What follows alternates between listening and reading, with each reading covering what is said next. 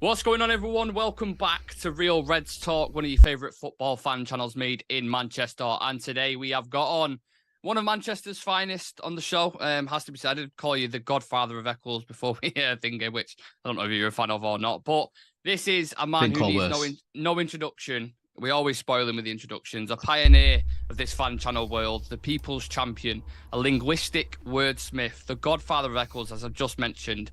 And of course, it's the one and only Sir J. Motty of Stretford, Paddock, who always likes to bless us with his presence. So thank you for coming on, mate. No, thank you for having me. That's quite the introduction. The godfather of Eccles. Listen, I'll say that. I'm curious, man, because you say, like, coming from Manchester, would you not say Salford? What's your views on that? Because some people get a bit funny, don't they? Some people don't like to say Manchester because we all live in Salford. We're part of the M30 mafia. Yeah. When you say to people where you're from, do you say Manchester or do you say Salford when you do your like introductions and that? To be honest, I always say Manchester. I don't know why. If you went on like Sky or wherever, and they said like from, what would you? Because they might ask you, they might say, Sam, Nick, we're going to have you on. Where are we saying you're from? Should we say Manchester? Should we say Salford? What would you say? It'd be Manchester, because I've said Salford before and people have gone, they've given me this reaction, they've gone, you know what I mean? Yeah. They've like sucked the teeth and you're like. Imagine if you fucking said Eccles, mate. I think we should make a pact now, us three, right? From now on, all media appearances, right? And I will stand by this, and you can call me out of the dome. Okay. All media appearances on the Chiron. So you're going to say Eccles? It's Eccles, man. Why not? It's Eccles. You might as well embrace where you're from. Eccles, yeah. If any of us are on like the BBC or Sky TV, any of that, Northwest, and they ask for the town or the city, it's not Manchester or Salford. Eccles. Well, it's like it's like Michael. That, you can get someone else on. There was a UFC. I don't know if you follow UFC, Jay, but there's a UFC fighter, Michael Bisping, and I know him. Yeah, they always build him from Manchester, but he's from Clitheroe. But if you announce Clitheroe, no one knows where the fuck Clitheroe is. People think you're making up words. I think you should wear it like armour, man. Like I wouldn't even say Eccles, I'll just say Peel Green, because people. I was going to say you're going to go deeper. Actually, I'm from Barton upon Irwell. I'm from Patricroft, mate. Fucking Patricroft. Patricroft, whoa. Barton upon Irwell sounds way too posh for what it actually is, though. Yeah, it does, doesn't it? Barton upon Irwell. Barton upon Irwell. But yeah, you can have Patricroft, you can have Peel Green. Like there's Eccles is its own little city, man. We've lost so many like people from different countries now. Just going, what the fuck are they talking about? Where are these places? Mention Eccles. I have never heard of this. No. We had Danny Simpson on the channel once, and it was just I was in awe of the guy because he was from Eccles. Yeah, I know Danny. Well, I don't know Danny personally, but I know his brother. I get along with him. I was like, this is about time we had someone from Eccles on this channel. Do you know what I mean? Come on, that's what we need more of. Ravel Morrison's family used to live on Alexander Road, just up from where we were. You used to live. Yeah. Used to live up there. Corner. How good was Ravel? Did you? You guys are a bit young for Ravel, aren't you? No, Nick might be. A little bit. Yeah. I'm a bit older, so I remember him, and I also played. I think it was in between like was it Lazio he went to? Yeah, he went to Lazio. So in between Lazio and Derby, he played 7-a-side at the Cages in Hardwick. Yeah, and I was playing there, and he was destroying people, just absolutely destroying people for fun, and you're just like, this is ridiculous, like how good this guy is. He loved it. He'd had an operation when he was at QPR, and he might have been at West Ham. I can't remember. QPR West Ham, and he was hobbling about. He'd had a groin operation, and he used to come in the soccer dome. And he was all right with all. I used to chat to him, but he used to hang around with some right muppets. I'm not going to lie to you. And we used to have dramas with some of them, not with him. And I remember I was there, and I was a soccer lad. I used to work there, like in the uniform and that. And I walked off, and I came back, and he was playing in the 5-a-side game against our kids' team. He joined his mates to play. And he's not meant to play if you're a professional. Like, it was a league game. He shouldn't have been playing. He won, his team won, and he said, like, give them the points when he came off, because he was like, look, I know I shouldn't be playing. But the mad thing was, he was injured. And he was hobbling about, and he shouldn't have been playing 5-a-side at the soccer dome, but he was like triple nutmegging people and all that, just unreal. Our kid and his mates were buzzing because he got to play against Ravel Morrison, so they didn't care. They were like complaining, and he was the nuts. But you thought, bro, you've got an injury, you've just had an operation on your groin. Don't be doing this. I felt you needed someone to get hold of him and just say, forget that. Do you know what I mean? And I remember once going in reception in the soccer dome, and there was a picture of him on the reception wall. Told the story before, and I went, "Oh right, we've got a picture of it. It's out of the United like book or whatever, out of the United annual or whatever. They got it off your website." I was like, "Oh, how come we got a picture of Ravel Morrison here on the reception wall? Is someone a fan?" And the receptionist went, "No, it's because he's banned." It was literally like they put it up there to let everyone know he can't come in here because he's banned. And I was like a shrine, thinking it's some sort of shrine for him. Wow, what are you doing, man? Like, this is probably the greatest football I've seen come through the academy. Like, genuinely the most skillful player in that academy team, and probably the most skillful player I've ever seen in the academy. And if he'd just had better guidance, he could have been as good as anyone. Yeah, he destroyed people in that 7-a-side. Like you couldn't get within 5 yards. 7-a-side, sorry. Yeah, you couldn't get within 5 yards of him. Like you literally could. Like it's just it's ridiculous. I was just like, he's so good. Like because you had in that team, you had the Keane brothers, you had Pogba, you had good players. Lingard, shout. You had Ryan Tunnicliffe. You had some good players, bro. Like obviously Pogba was well thought of. He come from Le Havre. He was a big name, and he's physically stood out. But for me, Ravel was the pick of the bunch. Yeah. You looked at him every time he got the ball. He was one of those players you felt he could do things at will. Like if he wanted a goal, he'd get one. Like that kind of thing. Like he didn't have the sort of, in many ways, the protection he needed. Yeah, do you know what I mean? He needed a big brother type figure. And I think in this day and age now, because I think he had issues like around mental health and maybe it's ADHD or whatever. I think now they'd be all over it. They'd be all over him. Like, right, we need to get this support, we need to do that, we need to stop him doing that. And I think at the time, you know, it was like, look, just his trouble, his problems, he's in the papers, get rid. Do you know what I mean? And leave him to it. And he needed a bit of protection because it's a shame, man, because he kind of carved out a career, didn't he? West Ham, QPR, Lazio, but Derby. Never reached anything. Nah, he should. His best football shouldn't have been at QPR in the Championship. No. Do you know what I mean? Or for the England under 21s. It should have been for England and for United, and that's the sad thing, really. Shame. Anyway, digress. We've got on to football a little early. I wanted to ask you something non-football related because it went down so well last time with the films and discussion and stuff like that. Love all that. As a award-winning documentary filmmaker yourself, Jay, I want you to give me your Mount Rushmore of documentary films that have had an impact on you. Like you watched them and you just were like, gee, that's a really, really, really good question. That, do you know what? Like, there's one that springs to mind that straight away, and it's weird, right? Because usually the subject of a documentary, you'll sympathise with him. You'll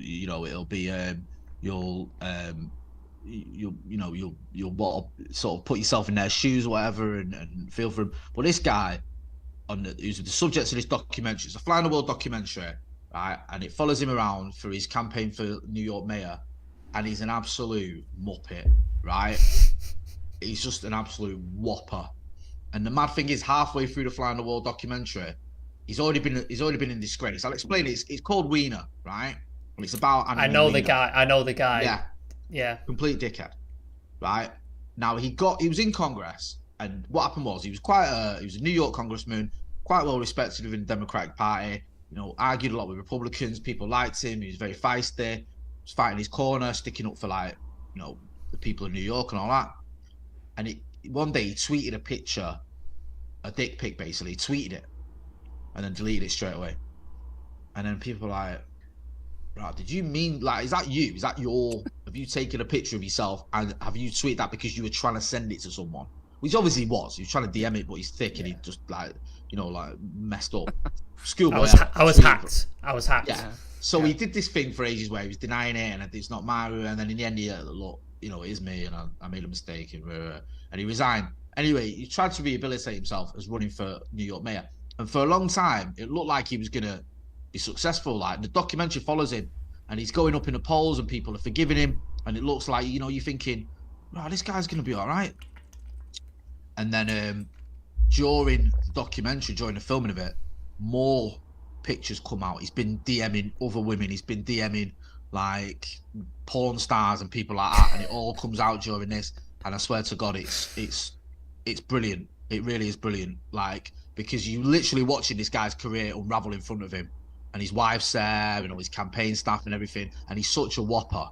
It's just fascinating viewing, watching it. So if you get the chance, it used to be on Netflix. Don't think it's on there anymore. I will find that, right? Yeah.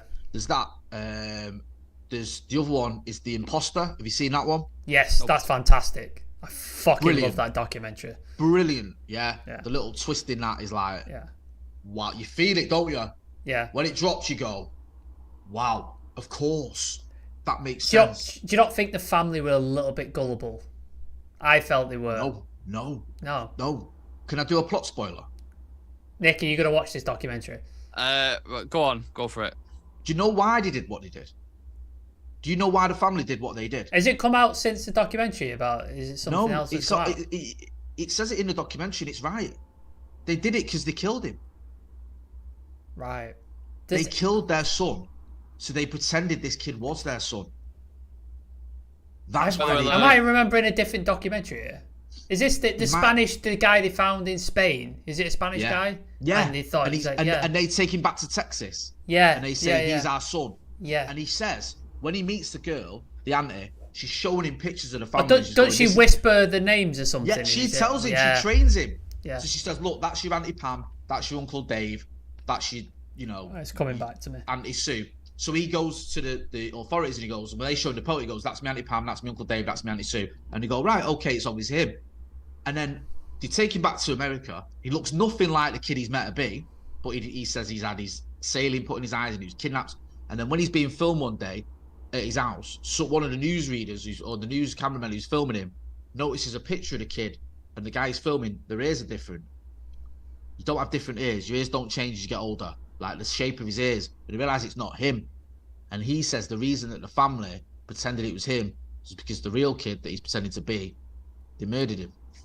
That's the twist. That's the thing. Yeah. And that's what hits you where you go, because he looks nothing like the guy. Why would you all welcome him with open arms? Why is the whole family going, "This is our son, this is our brother, this is my..." Do you know what I mean? It makes no sense. And so you think, of course it makes sense if they killed him, because then they're like, well, he's not dead, he's here. Yeah. Me, that's my other one. And so did you want 3? Yeah, give us 3. There's a few, there's a couple. I'm going to go with... I'll go with The Thin Blue Line. Have you seen that one? Yeah, classic documentary. That's a classic. Yeah. That is a classic. 86, I want to say. Yeah, something like that. It's early 80s. But the access they got to everyone and the interviews they do, it is a classic. But there's a few I could have thrown in, just to throw in a couple more, because I've got a list there. I didn't know you was going to ask me this, but I didn't my phone. Just because from ages ago, it might have been when I did documentaries at uni. Amy is another one. I love Amy. The one about Amy Winehouse by Asif Kapadia. Yeah, I've heard of it. I've not seen it. That I want to chuck one in is one that is, if you in the mood to get utterly depressed and your heart ripped out your chest, it's called Dear Zachary. I don't know if you've seen that. Okay. I won't spoil anything for you, but it's basically about this woman and a guy in a relationship, and she's totally out of her mind, and she like manipulates him into having a kid with her, and he's trying to break up and stuff, and it basically goes into this whole sort of mystery involving the guy's parents, because he mysteriously dies, and then stuff is revealed throughout it, and then the ending is just like a nail in the coffin of just like, oh my god, I didn't think this could get any worse, and the last scene is so much worse. It's really, what's terrifying. It called? For Zachary? Dear Zachary. Dear Zachary, sorry. Yeah, that is right. I'll add that to my list. But yeah, Dear Zachary. Yeah, but be in a good mood. Don't be depressed when you watch it. I'll give you another one like that. There's one called Fasama. Have you seen that? Not seen that. Set in Syria during the war there. Yeah. That's another one where it's like it's a Syrian filmmaker that has a daughter and she's going through the Syrian war. It's horrific, but gripping. And Dear Zachary, right? I'll add that to my list.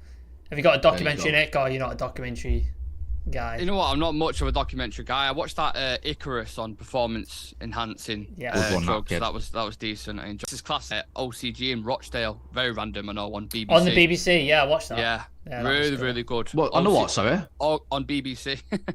Organised crime group in Rochdale, and it's like a 3-part docu-series. How they break it down. Really, really good. It was literally like, I don't know if you saw Line of Duty. It was like that, but real life. Like, in Rochdale? Yeah. So it's like these drug guys, and they operate like a gang organization, and they use like teenage kids to push the drugs and stuff like that. Yeah. So it's really. You've had it rough in Rochdale, haven't you? Yeah. Jesus, I used to work up there, mate. Did you? Yeah. I used to go up there when I was reporting. Simon Danchuk, the local MP, he was off his head, wasn't he? Yeah. But yeah, mate. What was the other one? What did I write down? I can't remember what was wrote down there. Yeah, Thin Blue Line, yeah, Dizakri. And what was the one you said? Sorry, what was it? Nick, the one you said, Nick? The OCG one, Rochdale OCG on BBC. It is belter, Rochdale, absolute belter. Rochdale. Yeah, so OCG. Adam OCG. Oh, that was it. That's what I wanted to say to you. Sorry, you say you'd seen Icarus. Yeah. So if you go, the guy that made Icarus, is it Brian Fogel? I think his name is. Is it Brian Knappenberg? Is it not? Is it Brian? Or is that a different documentary filmmaker? I thought it was Brian Fogel. Might be. You're probably right. You're probably right. Let me have a look, because the only reason I say that, it's Brian Fogel, because we interviewed him at uni. We did a Q&A with him. His follow-up to that is called The Dissident, and it's about Jamal Khashoggi game. I watched That's that mint. That is amazing. sickening. What's it called? Dissident? Yeah. The Dissident, yeah. It's about the Saudi government killing Jamal Khashoggi, the journalist. Brilliant. Right, okay. It's fantastic. Check that out. Fantastic. I'll check that out. You know what? They bought Bruno Guimaraes and Dan Burn. It's fine. It's fine. The way it's equal, isn't it? It's equal. It works out. Do you know what I mean? Yeah, they murdered the odd journalist for speaking truth to power, but the football's mint, and now we're challenging in the Champions League. They beat PSG. Don't worry about it. Exactly. Won the sports washing derby. Who cares about a few dead journalists? What they should have done is a documentary on United with the shit that's been going on for the past couple of months, Jay. Like the what's going on even still now. You obviously had the recent news with Richard Arnold. This stake with Sir Jim Ratcliffe is set to go through either, I think it's by the end of this week or early next week. The Glazers are going to pocket 650 million quid, selling a stake in the club, each earning over 100 million pound each. They still retain control, making even more profit, never reinvested a penny into this club. We know this. And then in contrast, Ratcliffe is obviously going to come in, inject additional funds, etc., and use his own money whilst the Glazers sit there and just let him do it, which is obviously a great deal for them. The question I want to ask you is, though, how as fans do you, or just in your opinion, do you believe we could be happy with them staying and being facilitated by Jim? Because when you scratch beneath the surface, it seems like the Glazers are using him, and I don't know if there's a clause in there that says he definitely gets 100% takeover. Is that a concern for yourself? It is, because when I was, not to be that guy, but just bear with me, forgive me, but I went on Sky the other week, and I don't do a lot of Sky, I don't tend to do it, and they asked me about the 245 million he was putting in, and I said one of my concerns was that this isn't a lifeline for the Glazers, that this isn't just going to keep them in power or keep them in Old Trafford for another 10, 15, whatever years. I hope it isn't that. And I will say this, I don't think it is, because I don't see someone like Sir Jim Ratcliffe, who he's a self-made multi-billionaire. He's the richest man in Britain, and he didn't inherit this. He's not a lord. He's not someone who was born into wealth. He's born in Failsworth, and as we know, no disrespect to the people of Failsworth, it's not an affluent area. It's not like he was, born with a silver spoon and a massive advantage in life. He's made this work himself by his own graft, his own ingenuity, and his own sort of, entrepreneurism or whatever you want to call it. I'm not saying he's squeaky clean. He's not, but he's made that money. He's made it work. He made it work by being a ruthless, savvy businessman. Now he's a ruthless, savvy businessman who's 71 years old, going to come into a club that he's supported since he was a kid and just prop up the most hated owners in football for, a sort of indiscriminate amount of time. I don't see it, because that to me would be proper stupid. And I don't think he's stupid. I don't think he is. He's 71 years old, right? And I spoke to Kieran Maguire from The Price of Football, who you guys have had on, because you always have top tier journalists on. I've always been impressed with that. You don't sort of cut corners, or you've not gone into this doing it half-hearted. You get on the sort of journalists that I respect and I want to listen to. You had Kieran Maguire on, and when we had him on a few years ago, he said about Sir Jim Ratcliffe, he said, look, 2 years ago, sorry, when he first came on, he's been on lots of times since, he went, that bid for Chelsea didn't strike me as being a proper bid. It was late.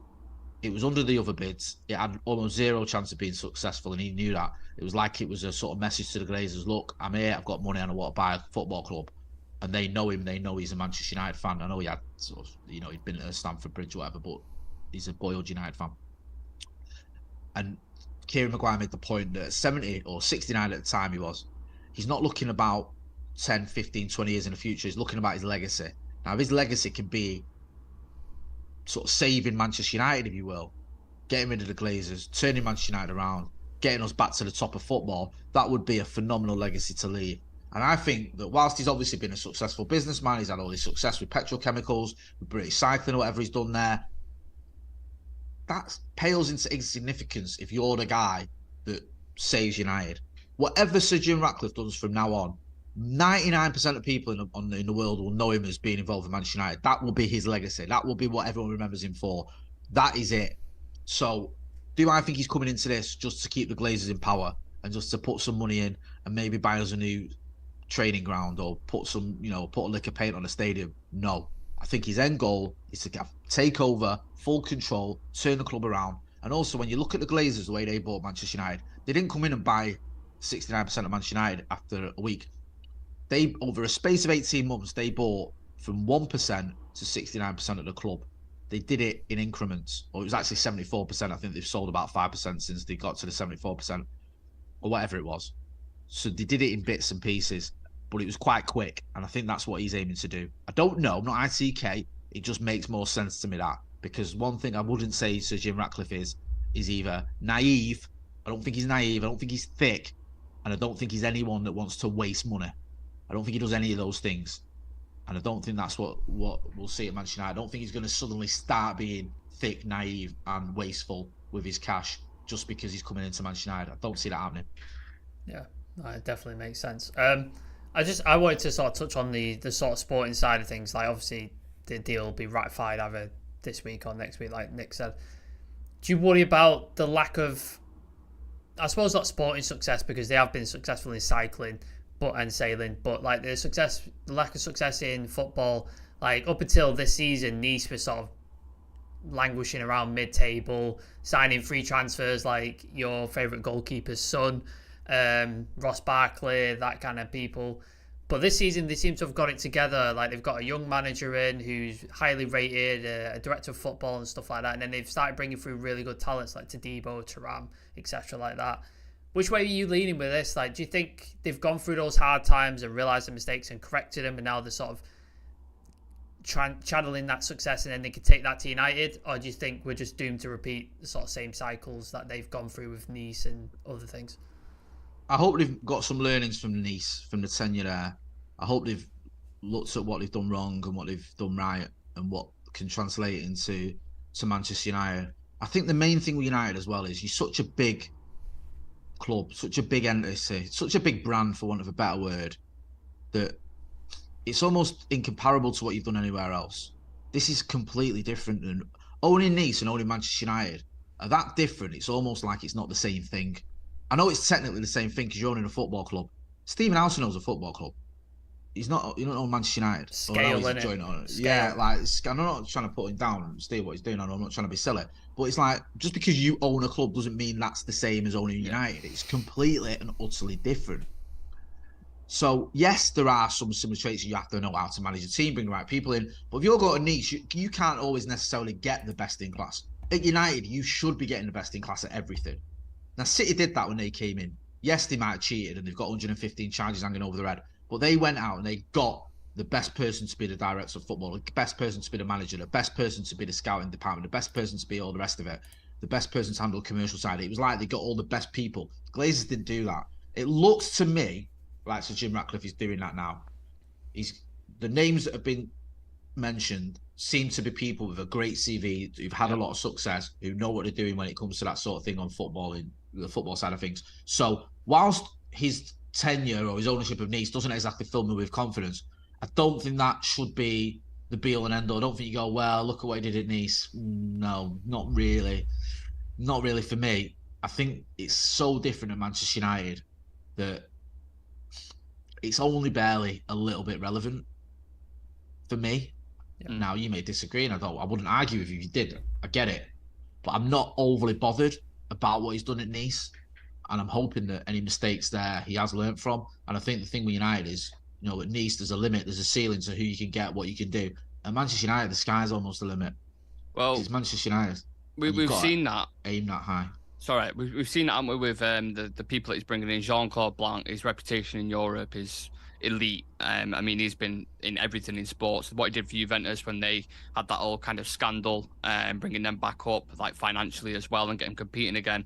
And then the things he did at PSG, I know they had obviously a heavy investment from QSI, but for the next kind of 10 years, I think it was, when he was at PSG, watching him obviously win, 50 trophies or whatever it was. So he seems to have that experience. Paul Mitchell's another name that's been mentioned, but with this kind of recent news breaking of Richard Arnold stepping down, Jay, and it seems like John Murtaugh might be next. Did you have a personal preference for a new CEO or sporting director, or is it just whoever the fucking best in class is, just get him in and get him working? Yeah, I didn't have a name. I wanted the name to come into United and me to look at them and be impressed when I looked into them. I haven't got a list of CEOs, on my phone. Yeah, like documentaries. It's not like, I'm not. Hang on a minute. Oh yeah, I mean the obvious one everyone would say is Edwin van der Sar because we all know him. Yeah. But I think if we're being realistic, how many CEOs do you know? How many do you know their CV about? How many? You should know who they are, should you? Yeah, they should be doing the job. I said this on the channel the other day. Well said. Like a good CEO, he's a bit of a sort of the invisible man almost. He's doing it's like a good DM. Sometimes you don't notice him because he's just going about the business and just stopping, they're getting hold of the ball, they're starting to play, they're breaking up the rival attacks, and it's like at the end of the game, you actually go, hang on a minute, the reason we won 2-0 is because of that guy. It's a little bit like that. I don't think a CEO is constantly in the press, constantly being spoken about, constantly like, it's all about him. It becomes about the manager and it becomes about the players, because how often do you talk about the Liverpool CEO or the City CEO when they're winning these trophies? You don't really. You would barely hear from them or of them, which can be a good thing.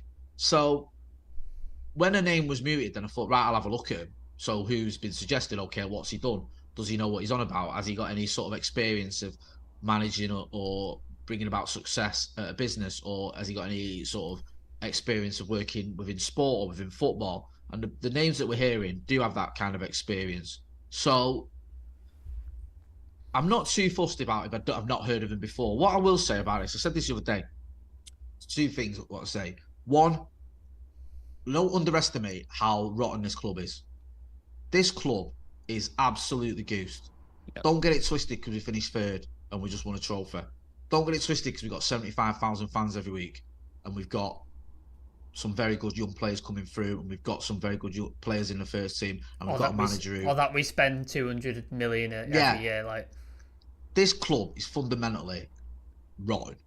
Yeah, it is, and you ain't gonna fix that and catch the likes of Manchester City and some of the other clubs who've got their act together and had their act together for a while. And if you're looking at Europe as well, other clubs in Europe, because that's where we should be aiming, the Bayern Munichs of this world, you ain't gonna sort that out in 18 months. You're just not. I wish you would. I'd love to say this time next year we'll be top of the table. We ain't going to be. It's going to take a few years, and fans have got to be patient with that. I'm not saying we can't have success in the meantime of like getting in the Champions League, winning trophies and stuff. I just think for us to actually sort this club out so it's a well-structured, well-run, winning machine, it's going to take a few years. So you need to be patient. That's one thing I would say. And I think that goes to, I said it with Rasmus Højlund, young player, he comes in, I think I might have said it on your channel. I don't expect him to score 20, 30 goals in his first season. You might have to be patient with him. And I think we're finding that out now. We can see how good he is, but we might have to be a little bit patient. Same with Erik ten Hag. I thought he might take him a couple of years to get it sorted because of the way he are. And I think that's the same with the ownership of Manchester United and restructuring it, is you just got to be a little bit patient. And the second thing I wanted to say was, at the very least, for the first time ever, in my lifetime, there is a plan for the structure. I have never seen at Manchester United Football Club, genuinely, a plan being put together for the structure of the club. When I was a kid, Atkinson was the manager. He got sacked. Fergie came in. Martin Edwards was the chairman. That was all I knew.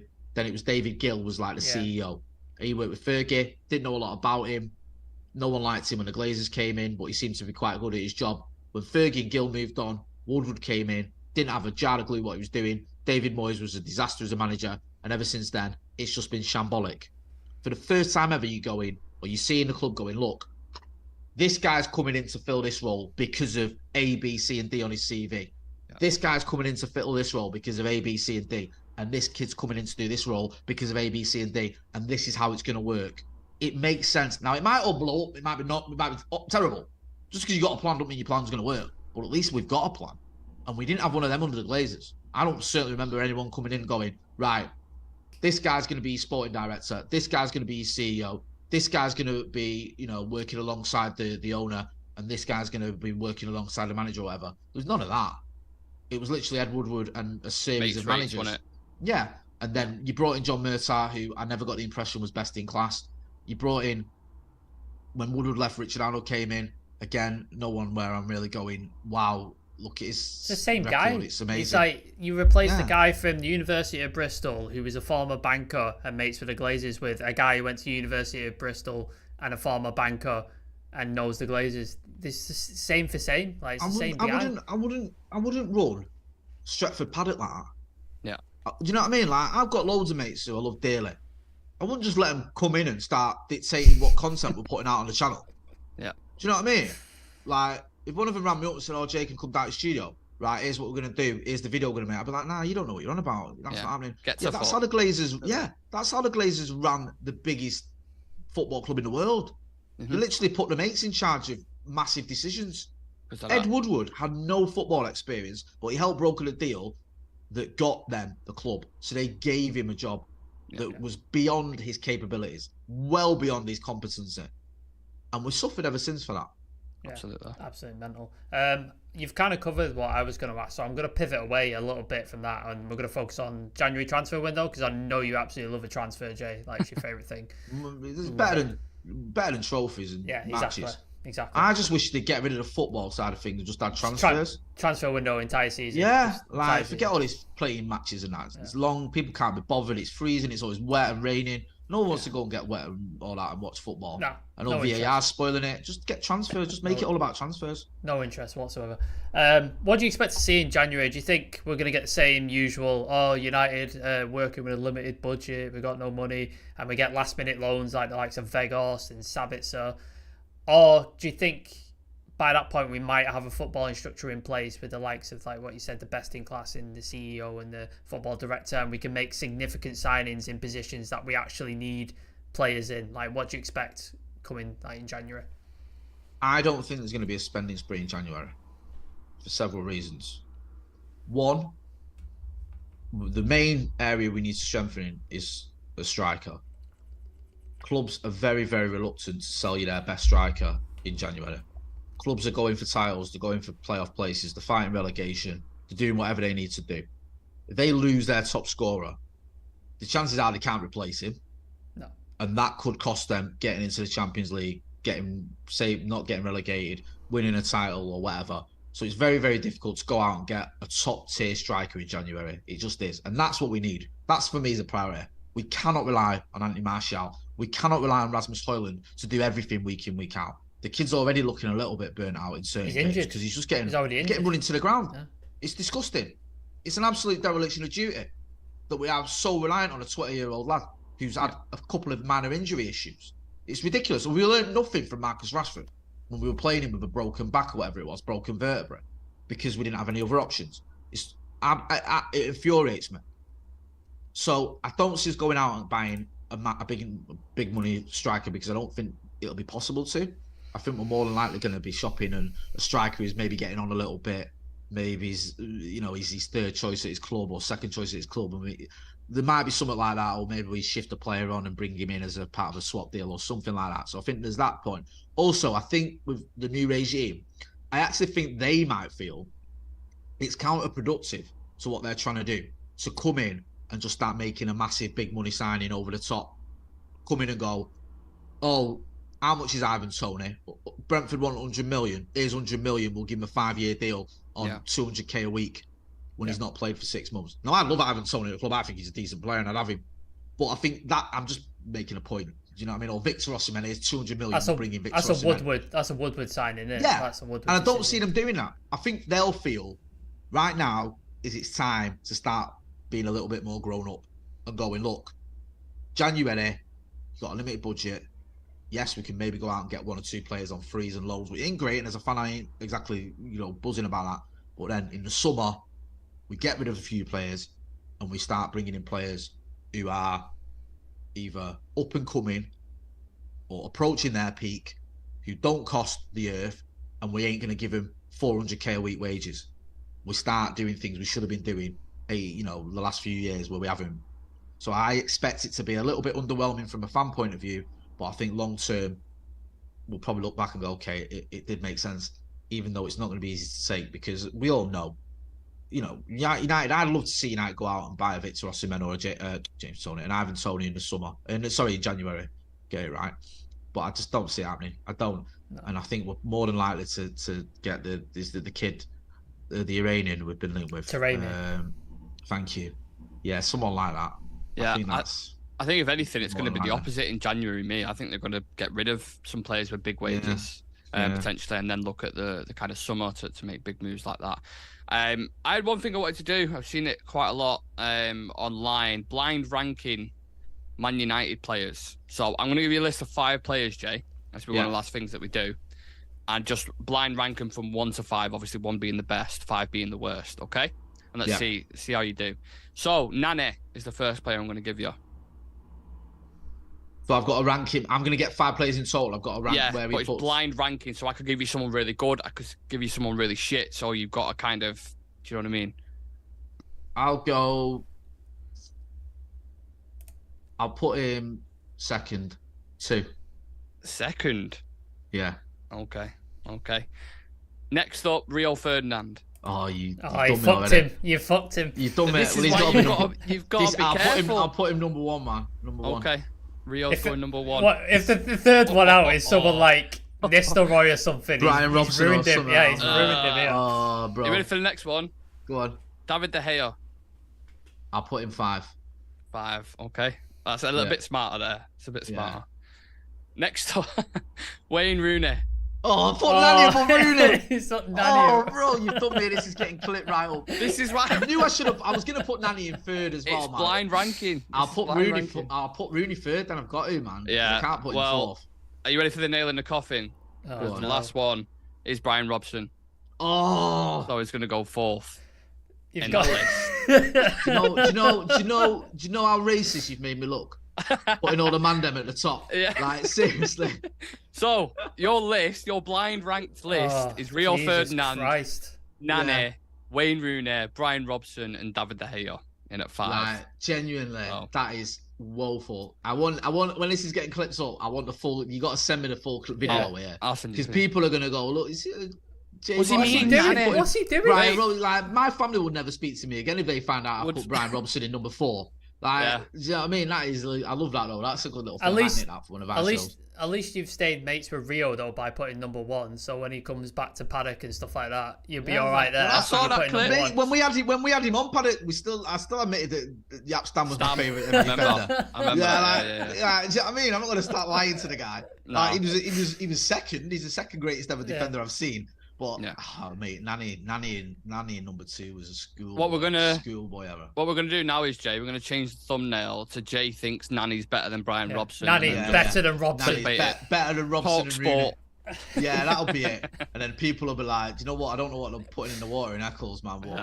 My kids never go to school there. Yeah, that's good. That though, you've done it. Before you go, Jay, hang on a minute.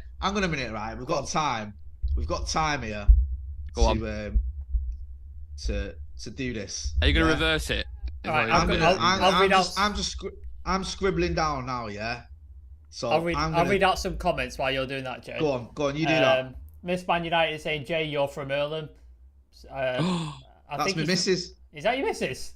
Is your missus in the chat? There you go. He loves. What have you done? What's up? Go on, sorry. I was saying, I heard Earlham and I was like, saying Eccles. Oh, she said Earlham. Oh, sorry. Yeah. I thought you said Eccles. Yeah, nah, do you know what, right? She's the reason that I moved to Earlham because of her.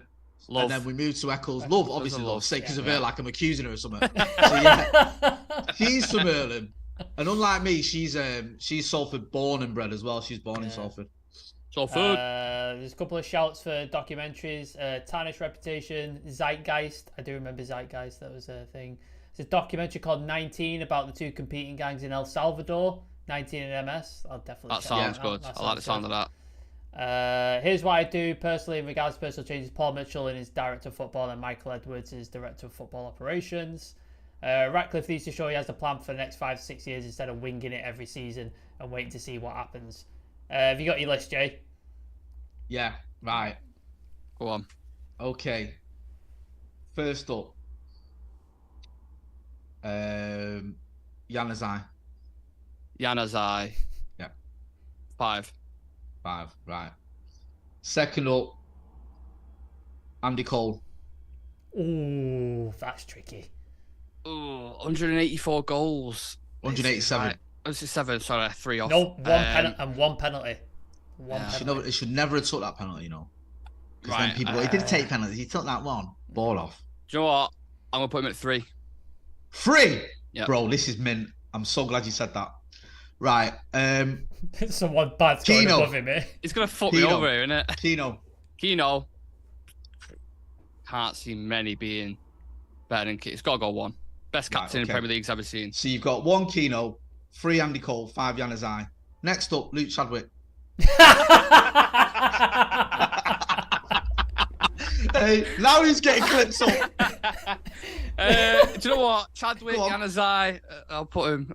Oh, wait, actually, I don't know, because then you could say someone fucking. Do you know what I mean? He's gonna put someone in number 2. Yeah, but I can't put fucking Chadwick above Andy Cole. You know what I mean? So 4. Yeah. No. Chadwick 4. Brilliant. And finally, in number 2 spot, there's only one left. And just so you know, Keith Gillespie. Wow. You actually believe, right, that Newcastle got the better end of the deal when we sold them Keith Gillespie and got Andy Cole? No. Absolute lunatic. Wow. Yeah. I can't believe I found a United fan that thinks United got ripped off in the Gillespie Andy Cole deal. So from 1 to 5. We should never let Gillespie leave. What was the 1 to 5? Read it out for us. Right, so number 1 is Keno, can't argue that. Yeah. Number 2 is Keith Gillespie. Jesus Christ. Number 3 is Andy Cole. Wow. Insane. And number 4 is Luke Chadwick. Number 5 is Januzaj. Okay. Yeah. So you've had a mare between 2 and 3 there, haven't you? I don't think it's all the worst. It's not too bad. No. But the Keith Gillespie shout. Yeah. I'm glad I've finally met a United fan, right? That thinks we never ever should have let Keith Gillespie go in exchange for the 187 goals. The reason why we started this channel, man. Keith Gillespie is the reason why we started all this. Next time we have Andy Cole on the channel because we've had him on. Let him know. I'm gonna bring that up. Right, listen, I've got to shoot as well. I love that. Love chatting to you. We'll get you on Paddock soon, yeah. We'll get you both in the studio and chat to us, yeah. Yeah, man. Top lads. Yeah. Right. See you later, guys. Take care. This has been Jay Motty, Stretford Paddock. Peace.